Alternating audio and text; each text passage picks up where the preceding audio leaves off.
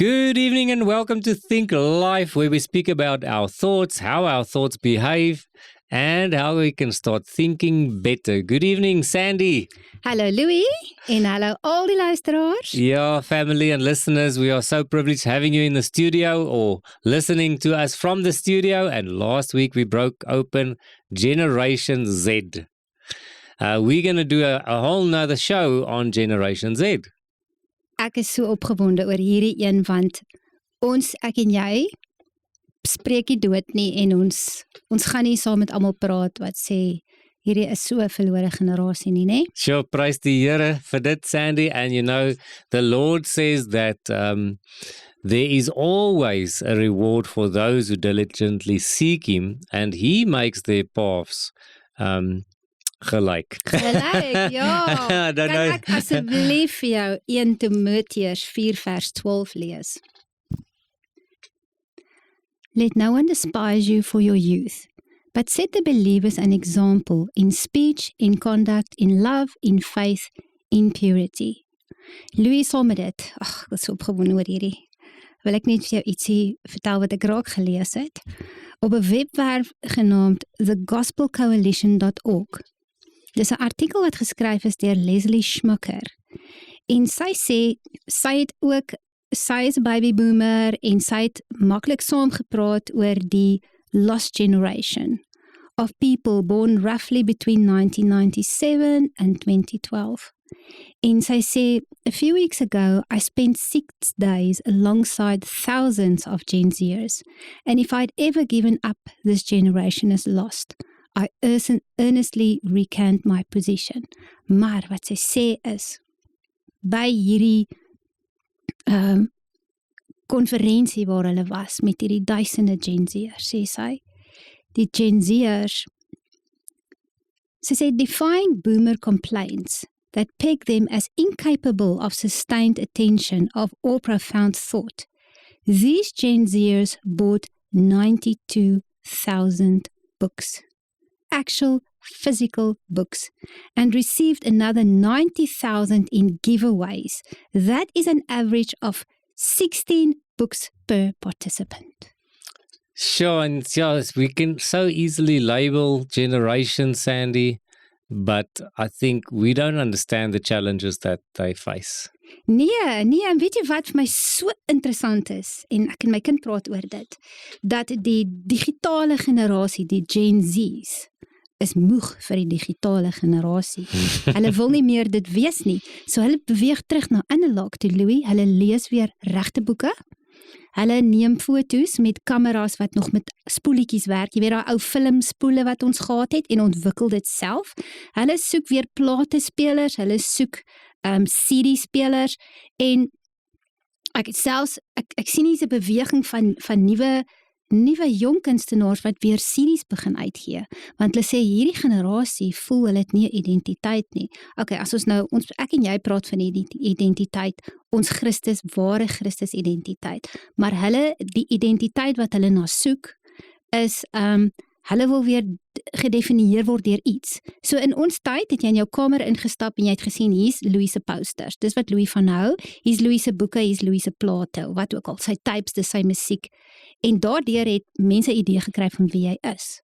Maar alles het so steriel geraak, alles is in hierdie een klein device opgesluit, en niemand kan sien wie jy is nie, niemand kan sien nie. So hulle soek weer ware ervarings. My kind sê vir my, mamma, die mense gaan ry weer met hulle fietsse in die veld. Hulle bestudeer bugs, hulle hou van om te kyk wat se plante en blomme, en die kinders is moeg tot in hulle siel en moeg vir hierdie klein vierkantige reghoekige klein stukkie toerusting. Technologie. Ja. And it's amazing, it's again an awareness, Sandy, that it's not all that it promised to be. It can't fulfill that relationship, that empathy, that conversation that you have with a person to person, and that's the longing, and there's where the hope lies, where we can come and speak into their lives again, and also that we can understand what they are going through. We're going to be back right after the song, breaking open Gen Z a little bit more.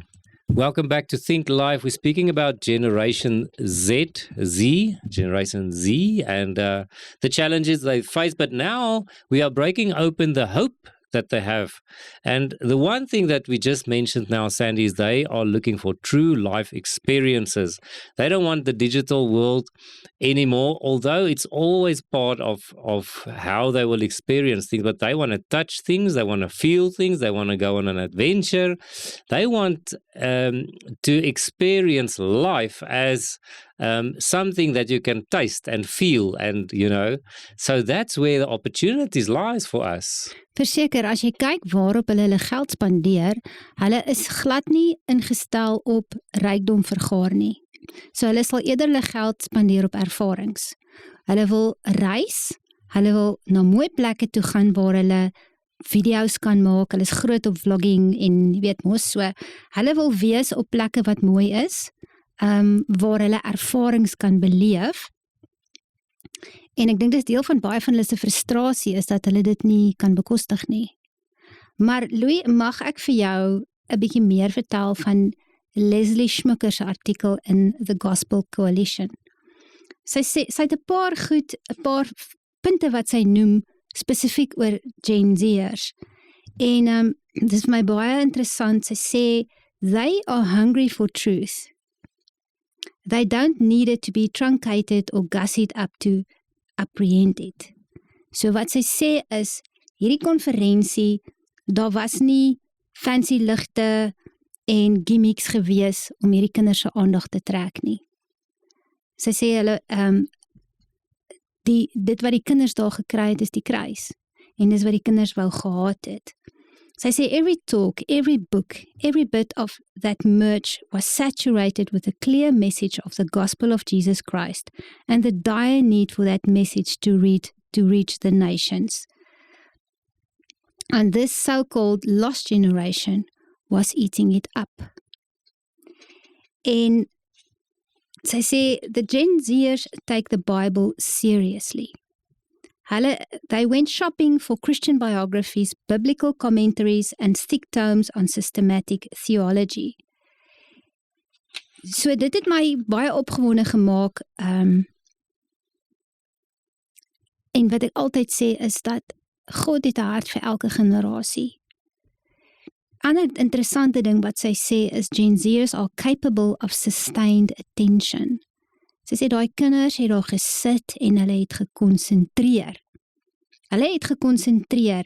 En soos hy sê, hulle 92,000 boeke gekoop daai week. Jy moet kan konsentreer om te lees.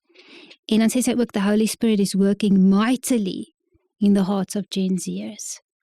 Ek het hoendervleis waar ek hier sit, Louis, want ons weet en ek weet en jy weet dat God gee nie op 'n generasie nie. No, and we mentioned that right at the start, Sandy, and what's exciting to me, what you are mentioning now, is that they have this hunger for truth.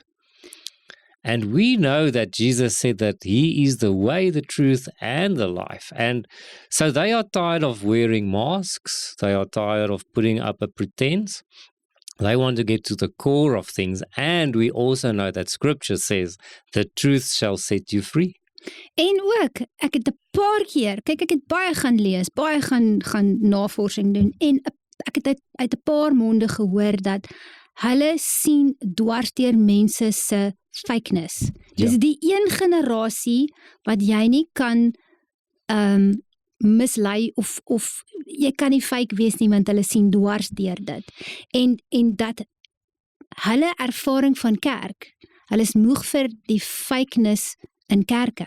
Yeah, and I can understand that. The church and usually Christians get labeled by a label of being hypocrites. And the Word of God says that firstly, we need to be doers of the word. So you can't on the one hand say, we love you and you're invited, but when they get there, we judge them. And on the other hand, the word also says that you will know them by their fruit.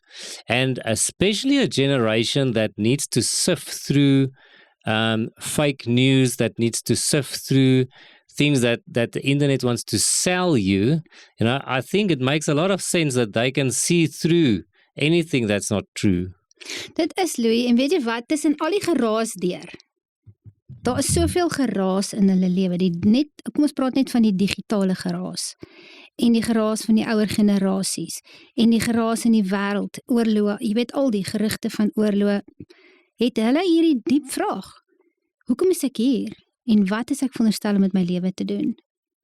En ons moet daai vraag, ons as ouers, voel amper vir my, het amper nie al die antwoorde nie, want ons sien nie, ek en jy het vroeër gepraat oor, jy het vir my gesê dat jou kinders, dat hoeveel % van werk bestaan nog nie, hoeveel % van beroepe bestaan nog nie. 60% of jobs that children are studying for now, when it hasn't even been created yet. Ja. So, I mean, in the week someone asked us, what do I do for a living? I'm telling you, I'm still figuring that out. But that is that, so it also ties in with that identity. What do I stand for? And it's a great opportunity for us to have those conversations. How did we get here? What is the calling? What is the purpose? And what is God's plan for you? Weet jy wat? Daar is 'n baie oulike ander webwerf, Christian Mental Health Initiative. En hulle het practical ways to guide teens towards purpose. So daar's praktiese maniere hoe jy jou kinders na hulle doelwit, hulle purpose toe kan lei, né? En weet jy wat hulle sê is tieners het nie al die antwoorde nie. Hulle het nie al die antwoorde nodig nie. Ons hoef nie te voel ons is so in beheer dat ons vir hulle alles kan antwoord nie, want ons weet self nie. Ons is self trailblazers. Ons is self die ouers van hierdie kinders en ons weet nie. Ons weet nie, dit hoef maar asof die wêreld op hierdie stadium een groot eksperiment is. En niemand weet wat die uitkoms gaan wees nie. Maar wat kinders nodig het, they need guidance, they need space to explore, and they need consistent reminders that their life has meaning. I like what you're saying, Lo, because if you look at Jeremiah 29:11, which says that the Lord has got good plans for each one of us, each generation. That is where the purpose comes in. And if we've got opportunity to show them this truth, they are the generation that's going to test it and they're going to do the research. And if it's the truth, it will stay the truth. En Louis, weet jy wat is my belewenis van hierdie generasie? Hulle gaan kan staan. As hulle staan vir die waarheid, Louis, gaan hulle kan staan. Dit voel vir my, hulle kan 'n besluit maak en staan by hulle besluite. Yeah, they get behind something. It's like you said, they have to stand for something, Sandy. And even if it's not a new breakthrough idea or something, at least they are standing for the truth. And I think where we need to come in as mentors, as elders, as generations that have been through a few challenges, we need to give them practical steps and wisdom that we have learned through making our own mistakes and admit our mistakes and say, look, this is what we've learned. Let's give this to you, and what can you learn from this? And so that we can become stepping stones for a better future for them. I do believe that's every generation's mandate. Ja, en hier het ek vir jou 'n paar baie oulike praktiese maniere om 'n tiener te help. Sal ons dit doen na die? Yes, let's do it right after the song. So practical steps is where the solution is gonna lie, and I can't wait to hear that. Welcome back to Think Life. You can WhatsApp us on 066 516 6917 if you've got any questions or if you're interested in anything that we are saying. Sandy, tell us about those praktiese maniere. Daar sê. En dis nie myne nie. Ek is nie so oulik nie. Dit kom van die Christian Mental Health Initiative se webwerf af. So, nommer 1 is encourage self-reflection. Let them name their strengths, struggles, and values. Identity begins with honesty. Yes. So as jy nie eers weet wat is jou sterkpunte, waarmee struggle jy, wat is jou waardes, hoe gaan jy weet wie jy is? En dan explore their passions. Help teens try new things. Sports, writing, volunteering, tech or ministry. God often speaks through passion. So kry die kinders aan die gang, né? Weg van al die fone en goed af, kry hulle aan die gang. Set meaningful goals. Work with them to set small, faith-aligned goals. Progress builds confidence. Weet jy wat, Louis, iemand het een keer vir my gesê, ons is nie eers geestelike reëse nie, maar ons verwag dit van ons kinders. Ja, that it's Ons verwag van hulle om al die antwoorde, om alles perfek te doen, en ons is nie eers, ons kan dit nie eens doen nie. So set meaningful goals, small faith-aligned goals. Begin met iets kleins. Weet jy hoeveel mense wat ek ken, begin klein goedjies soos leer 'n kind net om sy 10de te gee. Daai klein dingetjie. Dis iets kleins, maar dit is prakties, maar begin net daar. Dat dit word 'n les in dankbaarheid, nê, van weet jy wat, ek is dankbaar vir wat die Here vir my doen, so ek gee terug. As 'n kind daai van kleins af kan leer, dan word dit net so jy weet, dis ingegrafeer in hulle en die seëning obviously wat daarmee saamkom, nê. En dan model purpose. Teens watch more than they listen.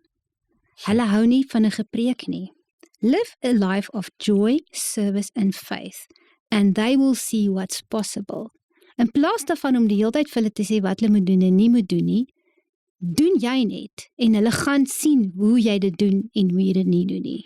Yeah, I like what you're saying. We need to model what we preach, if you want to put it that way. And, you know, if you just look at the amazing worship music that this generation comes up with and the new ways of presenting the word of God and, you know, in all kind of art forms, Sandy. We were speaking about writing a little bit earlier, you know, and so they bring it through in dance, they bring it in worship. I mean, they're so creative because they've got access to the most amazing tools. If you look at this new David movie, how amazing is that? That you can actually live yourself in. So they are exposed to that, and I think that's the generation that's going to bring the gospel to the next generation. Verseker, ek raak opgewonde as hoe meer ek deep dives doen in hierdie Gen Z en hoe meer raak ek opgewonde want mense moet die groter prentjies sien, jy moet agter die skerm sien, jy moet agter al die negativiteit sien. So nog 'n manier hoe jy 'n tiener kan help na sy of haar doelwit of doel in die lewe toe is. Have small frequent conversations. Don't wait for big moments. Ask about their dreams during car rides, dinner or quiet moments. As jy nou 'n kind wil sien toeklap, Louis, moet jy nou sê, kom ons gesels 'n bietjie. Gesels bietjie met my. Hulle klap so vinnig toe, want hulle hou nie daarvan nie, dit sit hulle op die spot. Maar as jy in hulle wêreld net ingaan, jy weet, gaan net in hulle wêreldjie in en sê, ja, hoe was jou dag vandag? Of, wat dink jy van die of daai? Maar so tussen ander goed deel, dit moet amper nie loaded questions wees nie, nê. En dan nie wat ek baie van hou is promote volunteer work. Giving back builds empathy and reveals gifts they didn't know they had. Ek was nogal erg oor dit gewees toe ek 'n kind in die huis gehad het. So ek onthou op 'n stadium met daar 'n baie obskure hotel in die dorp afgebrand. En die mense wat daar gebly het, was eintlik 'n soort van op die randjie van homelessness in elk geval. Dit het soos 'n slum geword waar mense net gaan bly het. En daai mense het die bietjie wat hulle gehad het verloor en ons het vir hulle gaan toebroodjies maak. Ek onthou dit was in so 'n vuil kroeg oor kan die straat en ons moes daar so 'n makeshift toonbank maak en dit was letterlik grondboontjie botter en konfytbroodjies, maar ek het vir my kind gesê, kom ons gaan broodjies maak. Daai dit leer 'n kind van empatie en om iets terug te gee. Jy weet, ons kinders is deesdae so versadig met goed. Hulle is so versadig, ek dink dis 'n ander probleem. Hulle is so obese in die spiritually obese. Verstaan jy wat ek sê? Ja. En dan die laaste ding is, be patient and present.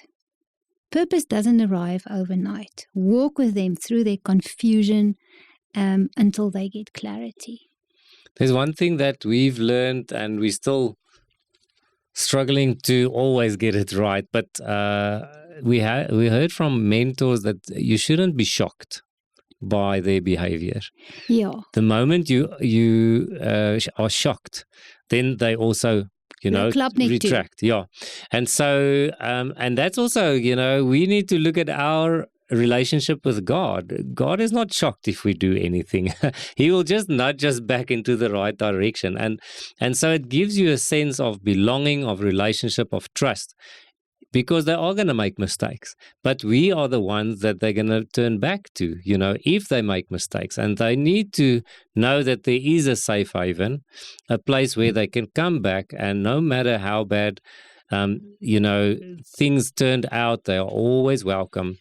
And I'm just thinking of that parable of the lost son, which is so beautiful. And it doesn't change the love for them, but we need to help them to say, look, here are the steps. This is what I've learned. Here is wisdom. God says that ask wisdom, I shall give it. The word of God is the way, but you're going to have to walk that walk. Ja, verseker. Ek dink ook 'n mens kan jy nie help om geskok te wees nie. Ja, that's it. Maar in dit is daar grace. En ek sê dit altyd. Jy weet, soos wat God se genade vir ons elke oggend nuut is, ons genade vir ons kinders, jy kan agterna gaan sê, hoorie, ek is jammer, ek was nou 'n bietjie vir 'n oomblik uit die veld geslaan, maar ek is nog steeds lief vir jou. Ja, ja. En niks wat jy doen sal maak dat ek ooit minder lief is vir jou nie. Yeah, I think that's the important thing. Just as this is a generation that asks questions and they want to go deeper and they don't shy away from the why, Ja. Last night at home we were playing the why question. And so whatever you say, the children just said why. So just the same there, we need to learn to let go of some of the old generational rules, of, yes, we need to say sorry when we are wrong. We need to open up room for new conversations. En dis okay as jy foute maak. And it's okay, we have grace both ways. So yeah, Sandy, last words for Gen Z. How do we give them hope? And where can they go to find hope? So we give them faith. Amen. And the 3 ways you can do it is pray with them, help them to build a habit of praying for clarity, direction and trust. Leer hulle om in plaas daarvan om te Google en te AI en te daai gaan bid. Sure. En dan spreek jy God se waarheid oor hulle. Amen. Elke dag. Yes. Laat hulle weet hoe wonderlik hulle geskape is in God se beeld.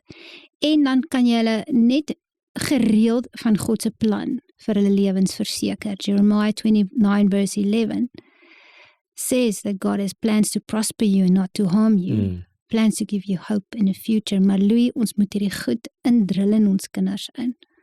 Ons moet dit oor hulle spreek, ons moet hulle was amper in die woord. Want die wêreld is daar's so geraas, dat ons het 'n verantwoordelikheid soos ek dink nog nooit van tevore nie.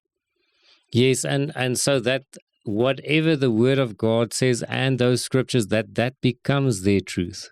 Ja. And that is repetition. The word of God says that faith comes by hearing and hearing by the word of God. And the last relevant scripture I want to bring in and tie in with your faith is that the word says that faith is the substance of things hoped for. So it brings hope.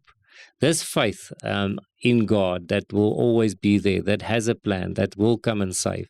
And then it says it is also the evidence. So the evidence of things unseen. So even if there's not there, they know there's a good God that got a plan for them, and that's just amazing for all believers. So thank you so much, Sandy. It was really a privilege sharing the studio with you.